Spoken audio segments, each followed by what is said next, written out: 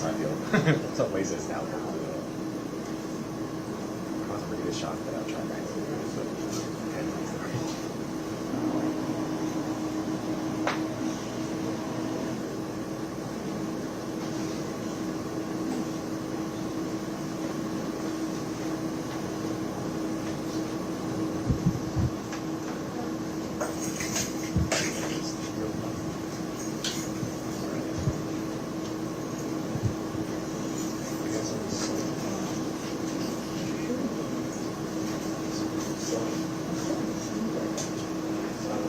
Stuff.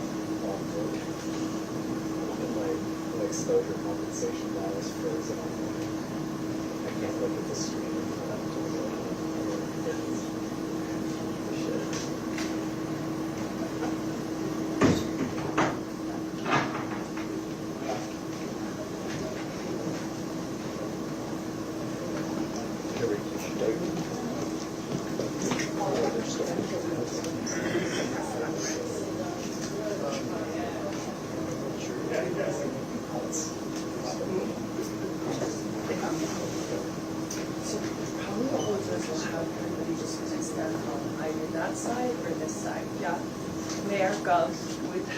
Half seats, half on that side, half on this side. Okay.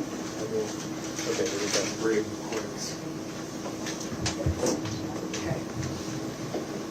And then if we can just maka'ala because the ASL will switch off on this side. Yeah? Ano ai, kia aloha ya kako. Thank you for joining us today. We are here to provide you with the latest information and updates regarding our economic recovery efforts and our housing response on Maui following the devastating August 8th wildfires. We are the state of aloha, so we ask kindly that you please operate under the value of aloha by extending respect and kindness to each other.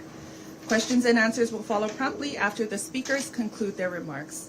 Without further ado, I would like to invite Governor Josh Green to address you today. Aloha, everyone. Mayor, great to be with you. And I'm just going to bring people up to speed with a few basic updates. We have a lot of extraordinary experts here today. So here we are. It's been 10 weeks since the disaster that occurred here on Maui. We lost 99 of our loved ones. We still have some work to do to close, I think, the 6 remaining cases. And we pray every day that there are no more loved ones that it's we've more lost. than 99. So we do appreciate how difficult this has been. It has been tragic. In addition to that, it has had a very large impact on our people across the board. We've had so many people displaced. We know that we have over 3,000 families that were displaced. As of yesterday, approximately 6,800 individuals were still in hotel rooms across 35 hotels. Hundreds of families now in Airbnbs, in our HHFDC program. People are now moving into the Mayor's Excellent program, which he will be sharing. So we're making a lot of progress, but it is going to be a very long process. And what we want to share with people is we're here till the very end to get people into stable housing so that for the long-term recovery, the very long-term recovery, we can be ready. We can be ready to heal. A couple other things I wanted to share. Just under 9,000 of our individuals became unemployed. That number is beginning to drop. As of last week, it was 8,773. Jimmy Toyoka, my DBED director, will share how that number has begun to decline. We did announce the opening for October 8th. It was, as we expected, a very gentle opening. Very few additional people have come, but we're mindful that that will have an impact on us going forward, which is why we have to be steady. Steady getting people into housing, steady making sure people can return to their lives. Also, this has been a big week because we returned to school, and we were very grateful to see a lot of people celebrate going back to school. But even so, we're understanding if people aren't ready yet, and that's also important. One of the messages is we are going to be understanding if people aren't ready to work yet, and they still need more time. If they're not ready to move yet, we will find a way to get them into a stable place in their life, and when they're ready to go back to education or to the other parts of their lives, we'll accommodate that. You'll see some significant changes and improvements to resources in the coming days. On the 20th of this month, a large operation to get grants through the TANF program will open up with MEO, Maui Economic Opportunity. Those grants will be applied for through them. We have set aside already $50 million with the additional $50 million coming as soon as it's required or needed. That's important. That could get people grants up to $30,000 to help buy a car, in addition to the resources they get from FEMA and American Red Cross and so many other humanitarian efforts. That's important. It can also be used for first and last month's rent. It can be used for a lot of things. So you'll see that. Now later this week, early next week, I'll go to Washington to see the president again, to see the leadership in DC, to make sure they understand the support we need to give to our mayor. So not only seeing President Biden, but I'll also be able to see the HUD secretary. In time, that will be very important because that resource will come to the mayor so he can build a lot of housing, as is decided by him and the community. And he set up a process that he'll describe. That's also very important. So I'll see the HUD secretary, the White House, infrastructure personnel, health and human service personnel. The mayor and I discussed yesterday where our priorities and responsibilities should lie. My responsibilities will continue to be working with the federal government, working with both FEMA and their leadership, who I'll also see with the Red Cross, bringing grants. Meanwhile, I'll also focus on healthcare and economic development and our environmental concerns, which our Department of Health is able to deal with. The mayor, who has to rebuild community, will be the point person for housing. And he has many solutions for the people, but he is closest. He is closest to the needs of individuals one by one and has the heart for that. And so he will be able to help people rebuild and restructure where they live. So what I think I will do is just mahalo people because it has been so difficult. And we understand that. We absolutely do. There are going to be decisions like in any crisis that are hard. There are decisions that we'll have to be understanding when people aren't ready for them. But we move forward, and we're going to do all that we can to help people heal. You have a great team here. And if I may, I'm going to pause there so that our other experts can address the community and talk about how these plans are going to unfold. Aloha. Mahalo, Governor Green. Next, I'd like to introduce Maui County Mayor Richard Bissen. Aloha. We know from talking to our residents the anxiety and the uncertainty that they feel when it comes to the topic of housing. I appreciate Governor mentioning the county will take point on getting our folks into stable housing, safe, secure. We have some milestones and some landmarks that we do want to reach in this. We want to focus on getting people into not just stable housing, but in interim housing when they are ready to leave the hotels.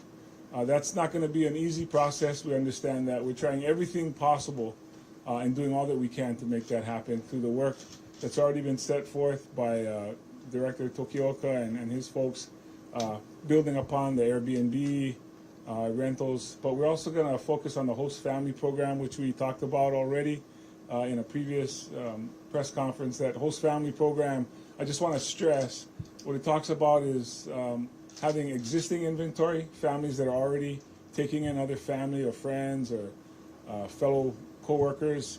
We want to reward them by giving them funding to help with that. This is a good program because it's statewide. You can be in any county in the state of Hawaii and qualify for this host family program. We want to use the services of the Red Cross to get that word out to the folks that are staying at our various properties, as Governor mentioned, the hotels. So we're going to make a better effort of getting that word out to our folks, which is already starting. Again, that program, we also plan on making it retroactive. In other words, paying families up to $1,500 a month if they've taken people in since August 8th.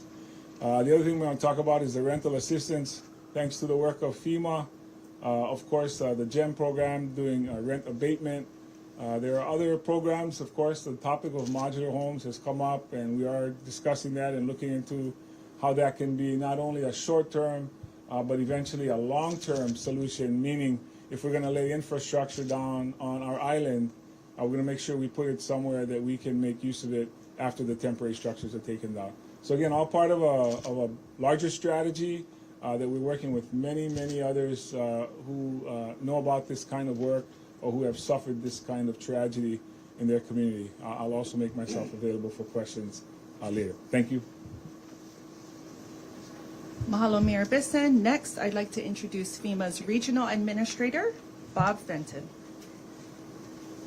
Aloha. The administration continues to support ongoing operations here with a number of federal agencies that are here with FEMA to support the state of Hawaii and the county. And even more important than that, and I've talked many times about it, really takes a coalition, is having in that coalition not only government, but private nonprofits, private sector, and even those that are affected be part of that team. And to have Gail here from the Red Cross McGovern is really a key part of that. They've been such a key partner to FEMA in responding to this event and all events across the United States. So it's great to have here today. One of the things that we're really focused on, as Mayor talked about, was supporting the housing mission. And we've already given rental assistance to almost 3,300 people thus far. That rental assistance is 2 months of rent based on the fair market rental rate based on how many bedrooms they had before. Those 3,300 people have received that. They could go out and rent a unit. We know that it's a difficult rental market here, so what we're doing is providing assistance, working with nonprofit organizations and private sector to help them find that, and also to assist in providing additional funds that you're hearing about here today from other organizations. Once they rent something in FEMA, if you're part of that program and you're one of those 3,300 people, you can ask for extensions in 3-month increments. And what we did is, based on the high cost of rent here, we increased it from 100% fair market rental rate to 175%. That should provide the necessary funds to continue to rent, and we can provide those funds up to 18 months. So we want to help individuals rent as much as possible. We realize that some may need additional help, and in some cases we'll direct lease properties and act as a landlord to sublease to individuals. And in some cases, as the mayor said, we may have to build temporary solutions, and we're looking at those and have our engineers, along with other federal entities, working on some of those solutions. But we remain committed. In addition to the housing, we're doing things to focus on preparing Lahaina for whatever the future of the vision is for Lahaina, to help remove the hazards, remove the debris. And to date, the administration, just in FEMA funding here, has spent almost $1 billion in responding to this event. This is just the beginning. We'll be here until the job gets done, until we get people into safe, stable housing, and until we work with the county and the state to rebuild Lahaina. Thank you. Mahalo, Bob. I'd like to introduce American Red Cross President and CEO, Gail McGovern. Aloha, and thank you, everyone. I want to start by saying my heart goes out to the people that were impacted by this fire. It's heartbreaking. People lost everything. People lost loved ones. And the American Red Cross is doing everything possible that we can to try to soften the blow. We are working closely with state government, FEMA, the Maui mayor. This is going to take a lot of players to make sure that we get people back on their feet. And you heard about a mosaic of different types of housing. We will provide case management and get people into housing as it becomes available. In the meantime, as the governor mentioned, there are 6,800 people in hotels. We have case managers in those hotels. We're taking care of them to the best of our ability. People tell us their stories. They have a catharsis. We're taking care of them and doing the best we can with them. And we do have experience with having people in hotels and getting people back in their feet this way.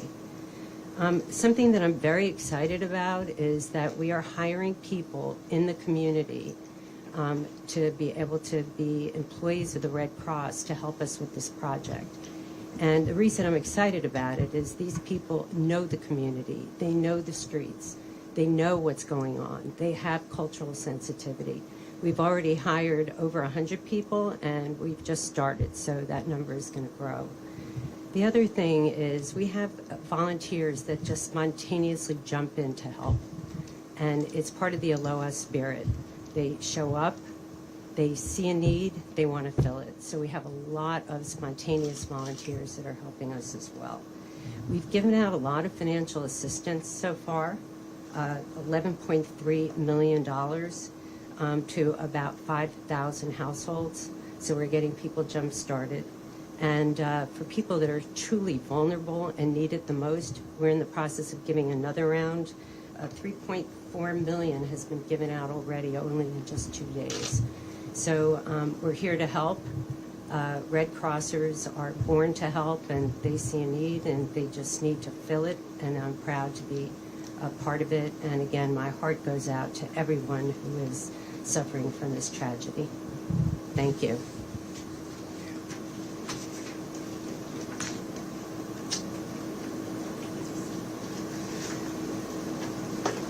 Mahalo, Gail. Next, please welcome the Department of Business, Economic Development, and Tourism's Director, Jimmy Toyoka. Aloha and good afternoon. I want to take this opportunity to thank the team here, and I really mean the team because it is a great team. I'm around a lot of people for all the years that I've been in government, but this team that has been working under the direction of Governor Green and Director Fenton has been incredible. I can tell you that there's not a night that goes by or a day that goes by that not everybody is working together to help the people of Lahaina because it was so tragic. So I'll start with the housing side. The governor asked me to take the lead on moving people from the congregate shelters into hotels. And we were very, very fortunate because we had a few hotels, and I've said it in a few press conferences, that stepped up without even a contract from Gail and her team and Bob and his team. They stepped up and they brought people into their properties, and the two properties are the Royal Lahaina and the Kahana Beach outrigger.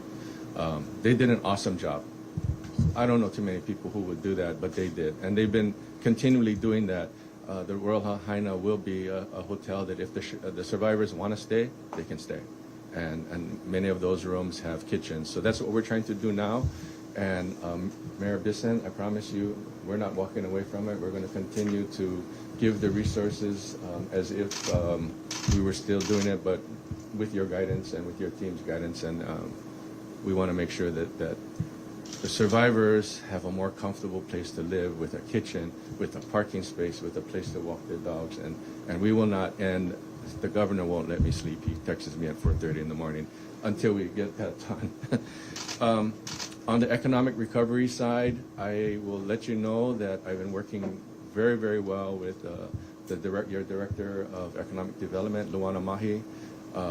She shared with me some plans that they have for the Lahaina businesses yesterday. It was a video clip that is incredible. You should be very proud of what you folks are going to do to help Maui businesses. And all of the people that I've spoken with because of my position as the Economic Development Director of the state, the people that I speak to in Lahaina, they are craving for something like that. So the program, I know she's going to do a great job. So I have a lot of statistics that I could share. But what I will say to you is that there are two very, very good websites. It's the dbedhawaii.gov and the mauirecovers.org. .org, right, Mayor? Yes. .org. Those two websites, for any statistic that you want, go to that website and you can get as much information as you could possibly imagine. We are going to be working with Debbie Kabibi at MEO on some of the forgivable loans that the state is going to be putting out in conjunction with the county. So we're looking forward to that because the businesses that are struggling are really going to need that help. So it's going to be an opportunity for us to help them. And as I said earlier, this is something that we think about every single day. There's not a day that goes on that we don't do that. So thank you for this opportunity. I want to thank the interpreter for supporting so that the deaf community can understand what we're talking about. Thank you very, very much. Hello. Mahalo, Director Toyoka. Finally, I'd like to welcome Department of Human Services Deputy Director Joe Campos. Aloha, everyone. Thank you to Governor Green for the support that he's given to the Department of Human Services. Governor Green and the Department of Human Services has worked tirelessly to ensure that we can provide people impacted by the wildfires, both on Maui as well as Hawaii Island, the critical support that they need to restore their lives and repair and heal. The department has worked with our TANF reserves to be able to mobilize up to $100 million, which will go to support families. We have partnered with Maui Economic Opportunity. Thank you, Debbie. Maui Economic Opportunity has worked tirelessly to ensure that we are able to start accepting applications for this program this Friday, October 20th. We also want to thank the County of Maui for their support as we roll this out. We also want to share the fact that this is for families with dependent children. We encourage you, if you have been impacted by the wildfires, to please apply. Let the Department of Human Services and Maui Economic Opportunity determine your eligibility. We do not want you to go without the opportunities that exist for you. And I'll be able to answer any questions. Thank you. Mahalo, Deputy Director Campos. Now I would like to open the floor up for questions from the media. I'd like to remind everyone that we welcome all questions, but we do ask for your aloha and kindness in asking them. Please raise your hand and await my acknowledgement, kalamai, at which time I will ask you to state your name and news organization. Then you can proceed with asking your question. Just give me a beat. I'm going to repeat it back so that everybody tuning in can understand what the question is, and then whoever your question is for can come up and answer. Mapopo? Let's start. Wendy? Wendy Osho, Pacific Media Group in Maui now. The question is for Mr. Toyoka about the return of tourism. It's been about 10 days. Can you give us an overview of where we stand right now? Is there a significant increase in tourism, or is it just kind of a slow, gradual return? Mahalo, Wendy. Wendy's question is around 10 days post the October 8th reopening, a status update from Director Toyoka. Thank you, Debbie. Well, let me just start with the October 8th date. A lot of thought went into that by the governor and the mayor. And the information that we got, I meet with the hotel operators every single week, sometimes twice a week. So I would constantly ask them what their reservations look like, because it's important to us to figure out where we need to be and how we need to get there. So every time I have these meetings, I communicate with the governor what the status is like. One of the questions that happened when the governor made the announcement to open on October 8th, every other day I was calling the hotels to find out what their occupancy was, what their reservations patterns were, and it was down. In fact, some of the hotels lost reservations after the governor's announcement. So we knew there wasn't going to be a big influx of visitors coming. We also knew that some of the timeshare properties, the guests would come because they owned the week, but we did also know that a lot of people have moved their week to another time during the year at the resort that they were at. So we were well aware of what the circumstances were going to be. We also asked them in the first quarter, what was your reservation patterns looking like? And they continuously tell us it's down. The only month that they have some concerns is December. And there's a few weeks in December, but I'm very proud of the people that we're working with, because what they're telling us is that, Jimmy, we'll work with each other to figure out if one hotel is in need of rooms, we'll figure out how we can do it. So I give a lot of credit to the properties that are in there, and for the most part, there are some that are way better than others, but for the most part, the major ones are working well together, and I give them a lot of aloha, because every time we ask them for support, they say, it's our people too. It's their employees that they're helping. So I think that answers the question, but I appreciate the question, because we put a lot of thought into how we were going to move forward with tourism. And that's why what the mayor's talking about is the vacation rentals and moving them into those more comfortable living arrangements. We need to make sure that we can help the hotels so that they can start booking the regular visitors when they come back. Thank you. Mikey, good? Chelsea, you're up. Hi. Hi. Chelsea Davis with Hawaii News Now. This question is for Mayor. Mayor, what is the process and how long will it take to select and develop a landfill site for the permanent disposal of non-hazardous debris from Lahaina? And where will the material be stored until that is built? So it's the process and the timeline to build a landfill site post wildfires. Mahalo, Chelsea. So we're working with our Department of Environmental Management. There's going to be an agenda item with the Department of Land and Natural Resources, their board, on Friday, October 27th. We'll know more at that time. But we do have a plan of keeping the non-hazardous debris on island at the wishes of our Lahaina community.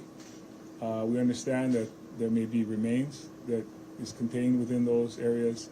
Wherever we put that on Maui, that's the only thing that will be stored there. This will not be a landfill in the sense that anything else can be put there with it. This will be placed there solely by itself. And we'll have other plans for what will be done with that in the future. But the plan is to leave it here in Maui. Thanks, Chelsea. Yes, Governor, question. I think it's also important to give the governor and their team great kudos. As of yesterday, they had, in their partnership with the EPA, had cleared 1,103 lots out of about 1,500 already of some of the most toxic concerns. These were refrigerators and other chemicals that had to go first before people could return. And so that also has been a very significant process. As you know, on Saturday, we did get the results back that there were heavy metals discovered in the ash in Kula. We are obviously going to test all of the ash in all of the areas, but it's very methodical the way the EPA approaches this. That will also affect, the mayor and their team and how they best keep everything, organized and stable for recovery. Because long term, eventually the people will decide how they want to rebuild, how and where their homes should be. And so we have to be very thoughtful about the environmental health. It was arsenic that was the concern, and it has not been found in the water. It has not been a threat near the schools, but we still have to be very careful. So when people do go back to those properties in advance of the full removal, we're still asking them to be safe. And so this will be a constant partnership. Our Department of Health team will be right there with the mayor's team and FEMA's team to make sure people don't, inhale or ingest any of that ash. Mahalo. Our next question is from Dan Nakasa with the Honolulu Star Advertiser, and this question is for Mayor Bissen regarding any idea of timing for Phase 2 for reopening based on Phase 1 experience. Yes, I can say that Phase 1 has gone well, and I will be getting an update from my advisory team this Friday. We meet twice a week, and this is the topic on our agenda this Friday. So I'll know more then. Thank you. Paul? Yeah, thank you. Paul Aker, Maui Alert. Question is primarily for Mr. Fenton. Talking to small businesses, very small businesses, they're saying that they're getting no assistance from FEMA. If they lost a house, they could get assistance, but if they lost a business, they can't. They are on the brink. What can you tell those people? The question from Paul is around small business support from FEMA. Yeah, let me go ahead and start, and I'm sure that there's others here that bring other resources to the table. FEMA's assistance is really geared toward residents that lost their homes, but SBA can help businesses. So once you apply to FEMA, whether you're a resident or a business owner, you're sent over to SBA to get further assistance from SBA.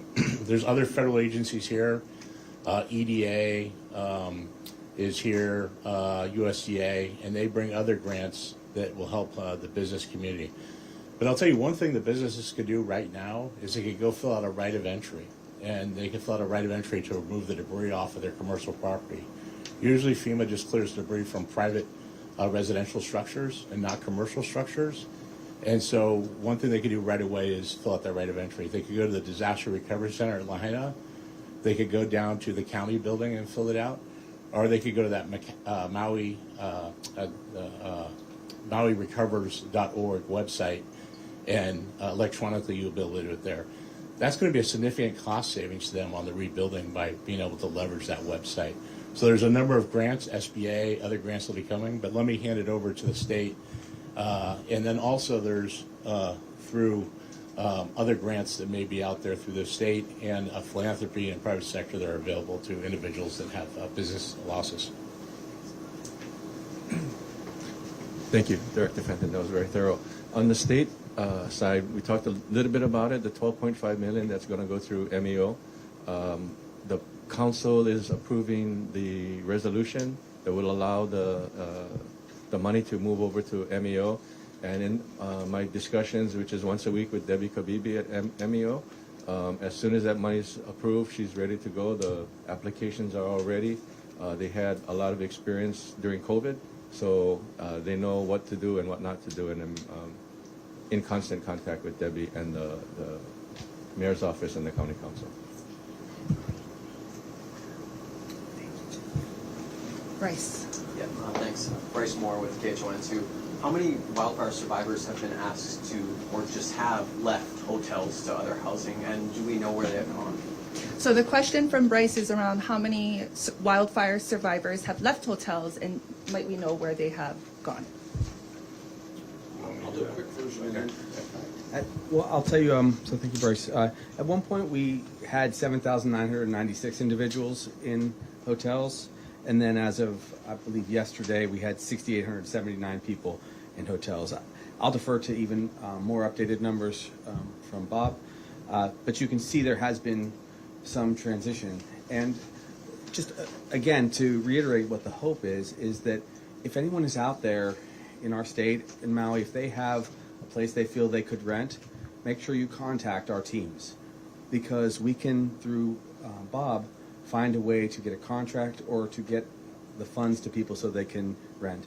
Our goal is to utilize in a large way the mayor's visionary program to get people into households so there's resources to that family and a safe and comfortable place. But there's a lot of inventory out there that we hope to avail ourselves of. We want, over time, everyone to get into a condo, an apartment that has a stable place where they can resume their life, a house. So anyone out there that would like to participate in the program, will find a way. We do have, through the HHFDC program, over 1,000 houses statewide. I believe it's about 700 on Maui that were already entered into our program. We just have to match people who are living in hotels with those properties. Yeah, as the governor said, this is really a collective effort here. And what I see is I really look at applicants or households. And so I think the height was 4,105 households that were in the hotels. So 4,105 households where the governor gave individuals, and not to totally confuse you, but that was on October 15th. On August 26th. On October 15th, the height was about 2,731 households. So that's a 1,374 difference in about 50 days. And so what's happening, where are they moving to? There's a lot of programs, as you're hearing today, that allows people to move out. Some are on their own using our rental assistance and finding rentals. We can see 400 or 500 people have done that. We've already received 100 people who have asked for that second assistance of rental the next 3 months. So that's starting to happen. In some cases, it's family and friends, and there may be other programs here that's helping people move on. I think, as been said by the mayor and the governor now, what we really want to do is help people move to that much more stabilized, longer-term housing where they have kitchens, where they have washers or dryers and those kind of things. So we're really focusing our resources in the case management and Red Cross's resources and other nonprofit organizations on how do we provide that. While FEMA can provide rental assistance, maybe we can't provide the furniture that you may need to put in. Maybe we can't provide first and last month's rent. The good thing is, by working with organizations such as Red Cross and CNHA and some others, they can do that. So we're trying to collectively work together as a coalition and work with each individual to understand their unique needs. Do they have a pet, no pet, 1 bedroom, 2 bedroom, 3 bedroom, AFN, not, and meet those needs to help them get back into a longer term housing. I'll just expand on two more things. This morning I was fortunate enough to be in a meeting with the Red Cross, with Gail and her team, and CNHA, and the program that they've set up with the mayor is working well. There's 400 families that are being assisted through a program, and then 540. oh, the number went up from this morning. And it's an awesome, I know we shared that information at another meeting that the mayor and I were at. So, a lot of people know that CNHA is there, but they've been a real great resource. And so fortunate to have that Hawaii Fire Relief Program through HHFDC. The number is almost 450 individuals that have been moved into the program. And, we're trying to make sure that as many people as we can, we put in those programs. And as the governor said earlier, it's on every single island. So if they can't find work here, if they can go to Kauai, there's units on Kauai, Big Island, and Oahu. So just wanted to add to that. Okay, our next question comes from Audrey McAvoy with the Associated Press. It is a question for Mayor Bissen. Will the county be offering owners of vacation rentals incentives to convert their units to long-term rentals for Lahaina residents? If so, what incentives do you plan to offer? Yeah, that's a really good question. We have talked about, of course, if you switch from a short-term rental to a long-term rental, that already impacts your taxes because the short-term rentals are taxed at a much higher rate. We have some other plans that the governor and I spoke about yesterday that we'd have to take to the legislature in trying to find, this doesn't exactly answer the question, but finding a way around our issue of the short-term rentals that we have. We're trying to incentivize folks by offering them not just rent that different federal agencies are helping us with, but of course, I don't know how else to say this, but we're appealing to people's conscience, I don't know how else to say it, to see if they will do what we think is the right thing to help someone. If you have a vacant unit and there's a family that can use it, we're asking nicely, and we're also offering a financial incentive.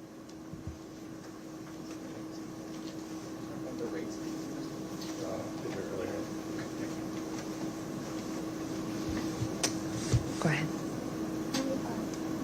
Megan. Kalamai Megan. I have a question about the reopening of schools. I know that after the Hula Ash testing, results were released on Sunday, parents were concerned. I was wondering if Kahana has other results and levels of toxins. Does the state and county have any plans for the schools, especially during phase 2 and the demolition? Okay, Megan asked a very thorough question. I'm just going to simplify it. The question is centered around as schools in Lahaina have begun to reopen this week, there has been Kula ash testing that came back with arsenic.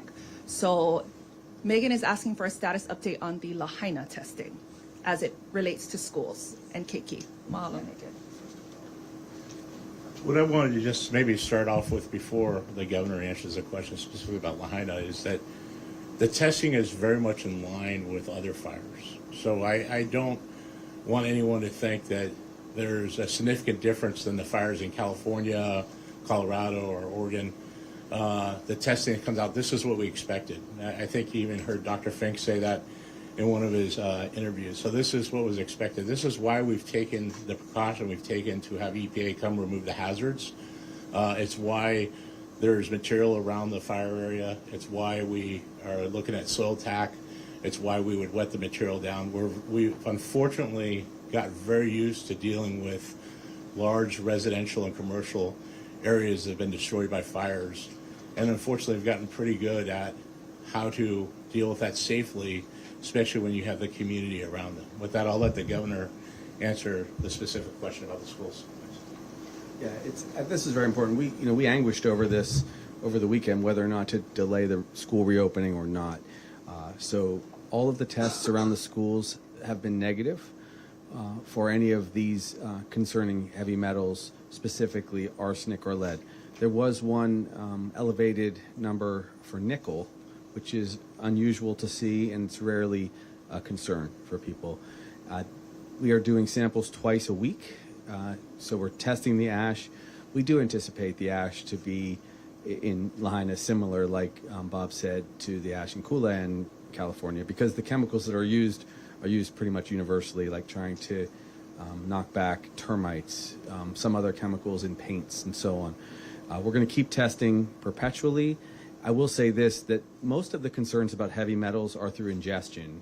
In other words, putting it in the mouth, eating specks of dirt or paint chips, that kind of thing, which is why we usually worry more about around elementary schools, because our keiki, the young ones, play more in the dirt, they put more soil in their mouth. So being very thoughtful about that, but so far so good.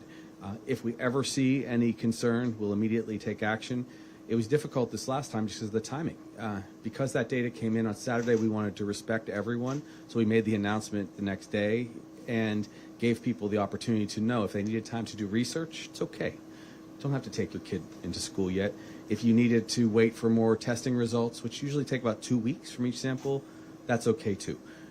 But our Department of Health is quite good, and we're going to take a very conservative tack on public health questions. So it's mostly ingestion. It's not usually aerosolized breathing questions where you would see if the wind got up. Having said all of that, the measurements in the air have been in the green zone, which means safe. And if we ever do get yellow, orange, and so on, red, maroon, we'll immediately move our keiki indoors and then take time to move them home. One thing I would say is it's very likely that the classrooms are amongst the safest places because we have HEPA filters in the classrooms. We're able to seal the windows quite well. So we're prepared for that, but we're not anticipating a problem. Mahalo for the question, Megan. Jeremy? Jeremy Lee, KITV4. Question about public trust. Last time we were in this room, the Secretary of Energy said something about 17 minutes is what it took to overtake the town. That was repeated on the floor of Congress. The Joint Information Center said they have nothing that supports that, nor has anybody who said it. So I wanted to see if we could address that. And again, in the interest of public trust, another question is about, were there any other text alerts that went out for evacuation besides the 4:16 p.m. text alert that went out specifically for Kilauea Malka? That's on the county level. Okay, so that's a twofer, yes. Okay, so I'm going to take the first. So remind me again, your first question, Jeremy, is around About the 17 minute. point that went around. The JIC has said they have nothing that supports that. Okay, so Jeremy is inquiring about the 17-minute time frame that has been stated in terms of how long it took for the fire to go through Lahaina. Okay. Thank you, Jeremy. The only thing I can say to that is there was a witness. His name is Tracy Bennett, and he was interviewed by a national news agency, and on that agency, he gave the time of 17 minutes. So if you look up Tracy Bennett on any video account, I can't remember the news agency. It was within the first week of what happened. He gave that time. I'll get to your second question, Jeremy. And in support of what the mayor is saying, one of the points of discussion was the speed with which the fire spread because of wind. And the wind was gusting, and this was what we recorded, at 74 miles an hour. And it was sending embers throughout the town. And as we know from the many people who were in the fire who did escape, they were sharing how fire was overtaking them as they tried to drive away from this 1 mile by 5 mile area. I don't think anyone is really debating the speed with which the fire was spreading. I mean, it was spreading very quickly, and it was overcoming firefighters, it was overcoming people. That's what was trying to be expressed. Now, when people talk about public trust, we're trying to be as open as possible. There were lots of discussions all across media and social media about how many people were missing. Well, we cast a wide net at first because any complaint we wanted to follow up on. In those first days and weeks, the net had to be very broad because we didn't want any single name to not be followed up on. We didn't want any loved one to not be recognized if we just had a first name or we had a nickname. So that was challenging because it led people to believe that there were more people that were lost. Now, we will do our best.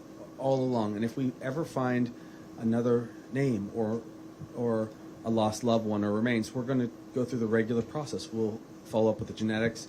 We'll share it immediately. But we're trying to be as transparent as possible without deviating from science. Second part of the question was? Yeah, Jeremy, repeat that second question one more time. Yes, so the time, we know that it was called in at 2:54, but the text alert went out at 4:16 and 4:17 specifically to evacuate Kilauea Mauka, a 3-block by 4-block area just Makai of the bypass. The question was, with the exception of that text alert, did any other text alerts to evacuate go out for Lahaina leading up to the 9:45 p.m. proclamation of a state of emergency? Jeremy's question is around text alerts that have gone out and whether or not there was an additional text alert outside of the 416 and 417 one that was sent out for Lahaina evacuees or residents. Yeah, as far as wanting the exact time, Jeremy, I have to get back to you on that. Okay? Thank you. But was there another text besides the one that I mentioned? That's what I need to get back to you. Yeah.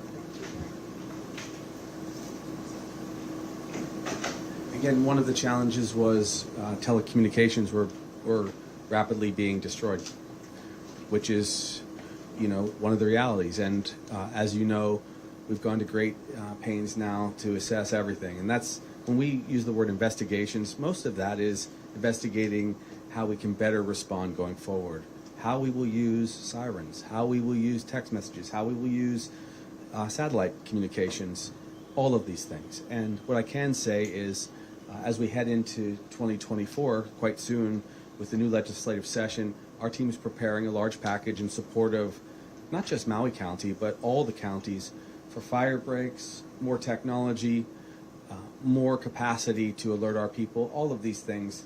And we would actually like to say that we are sharing our experience with other communities across the planet, other mayors, other governors, because they're facing a lot of the same concerns. So we're hopeful that though we've suffered terribly for our community, that other fires can be stopped or other people can get more alerts, which is what you're alluding to going forward.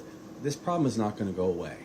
We are going to be wrestling with a dry planet, with heavy storms, and need for resources, including fire, police, to protect people.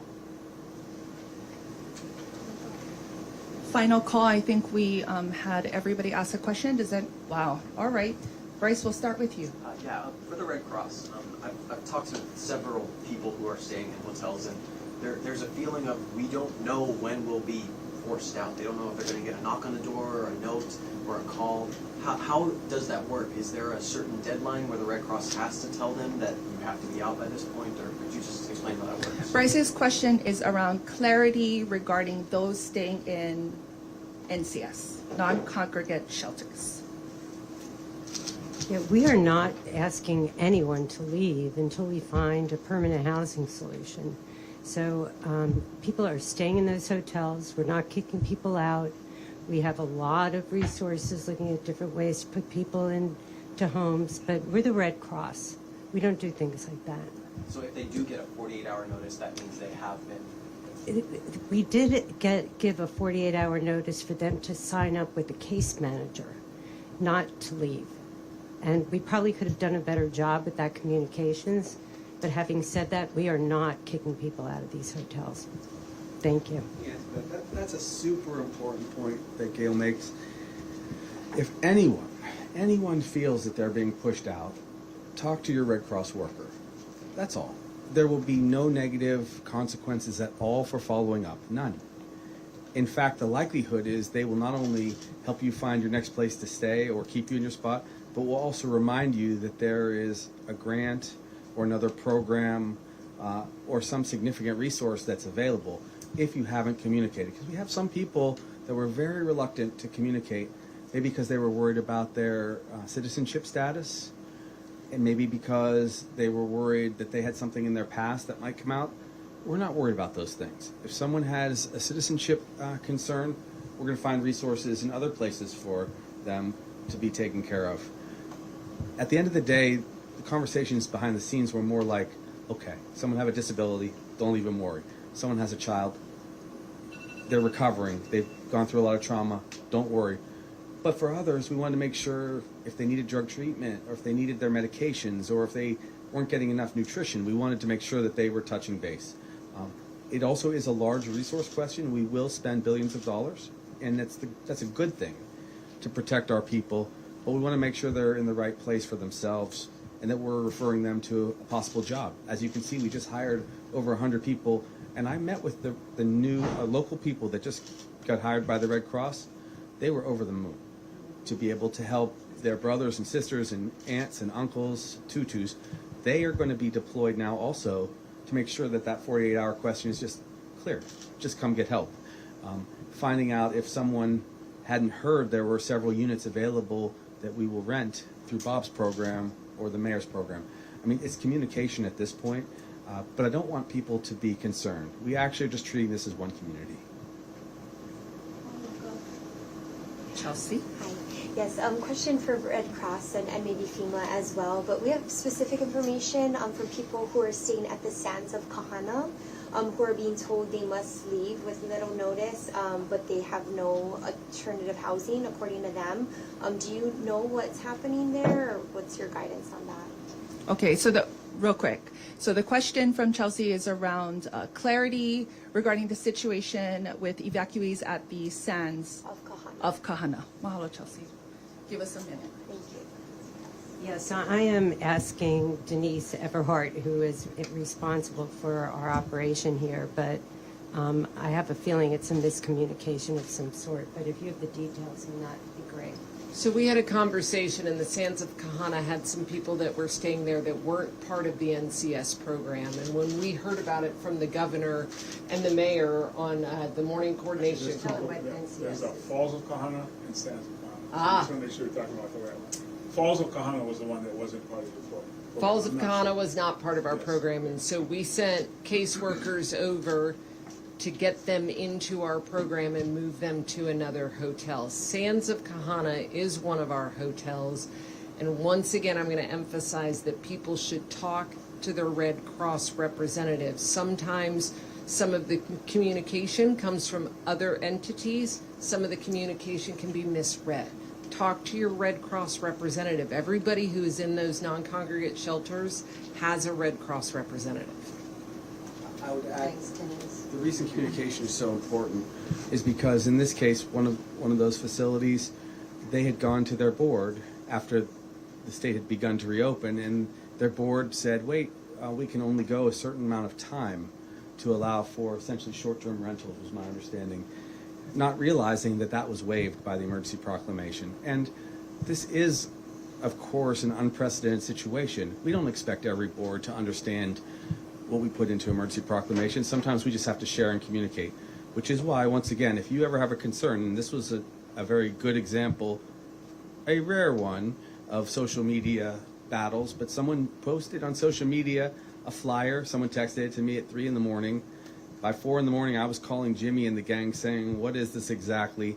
And they were able to investigate with our local people fast. And that way people don't have to worry about moving. There will always be concerns until we've fully recovered, and that's going to take a long time. So we know people will have to ask us for follow-up, and we will be as giving as possible. If someone in this group can't find resources for individuals who've been displaced or hurt, I would be shocked. And then one final thing, because I want to take multiple opportunities as we go forward to mention how we're going to begin to help people recover. Expect significant announcements from me in early November about funds for families who have lost a loved one or for individuals who were hurt in the fire physically. We're putting together a coalition to get them resources, hopefully in a much more expedited way so that they don't have to wait for a long period of litigation. We know that there are going to need to be settlements. There have been tragedies, and we want to be compassionate. So we will look at this as a recovery and humanitarian fund for those who suffered the greatest. We'll give a lot of details about that and how people can sign up and avail themselves if they lost a loved one. That will come in early November. Just want to add, if I could, Governor. Our focus in the sheltering program at the hotels was a safe place to immediately make available to those that were left homeless by the fires. The goal now is to move them to a much more stable, longer-term environment. So the calls they should be getting from us now are, what is your situation? What do you need? Do you need 1 bedroom, 2 bedroom, 3 bedroom? How can we help you get there? What are the resources? If you're one of the individuals that already received rental assistance from FEMA, why have you not been able to use that yet? What can we do to help you find a solution? So those are the kind of discussions we're having with them right now between FEMA and the Red Cross, and how do we get you to a much more longer, stable solution where we can provide 18 months of assistance through rental. Keep in mind, as I said in the beginning, we originally gave out 2 months of rental assistance. It's now, if you want to, one of the 3,000 plus people, which many in the hotels fall into that category, have received rental assistance, and you find something and rent something, as long as you show that agreement, as long as you show that expenditure, you can come back to us and ask for a 3-month increment, and we've raised it from 100% of fair market rental rate to 300%. That's almost over $1,000 more per month that we've added to that. So we've increased the money we're providing in order to meet the need here. So we want to make sure that we're working with you. We understand your needs and how to help you get to a much more stable, longer-term solution. We'd like to see you spend the next 2 Christmases in the same place, right? I meant 175. If I said 300, I meant 175. Sorry. That's why you saw mine. Yeah. Sorry. Yeah, go for it. Chelsea, there was one property that I know of that had a 60-day maximum stay in a vacation rental. And the board at that property met. I talked to some of the board members. I talked to the president of the board. I could not understand why any association would have a minimum like that. The mayor, the governor, every single county in this state wants to put local people for a longer term stay. Not sure why they did it, but the majority of the board members that showed up to a meeting voted to not approve kicking people out because of a clause in their homeowner association. So I just want to clear that out. And so far, I only know of one property that had a situation like that. I'm not going to mention the name, but it's not happening. Mahalo. I will take a final question from Paul. Thank you. And while the gentleman is up there, it's probably a question for him. Okay. It's about the Jimmy. specifics of the MEO grants that are coming for these businesses. Can you get a little more granular? How much are they? What do people have to do to apply? Who would be, which businesses would be eligible and not, what that differentiation is? So I can read. The question is around specifics regarding the MEO grants. Okay. So as a state, when we appropriate the grant, it's the boots on the ground that's going to do it, which is the mayor, which is MEO. So I know they have some guidelines in place, but specifically the governor wanted to make sure that it was the burn area victims first or survivors first, and then your whole island, the whole island of Maui is hurting. So the governor wanted to make sure that even small businesses that are not in the burn area got the support. So Debbie and I have had that discussion, but they're going to come up with that plan, and as soon as the money's transferred over, we'll get you more details. I'm not prepared to answer all of the details yet, but I know that there's going to be levels in 3 phases. That was a discussion 2 weeks ago. Small business, middle business, and larger sized businesses. I'm not going to say what the level of money appropriation was going to be, because it may have changed based on the money that they have from not only the state, but from different philanthropist organizations.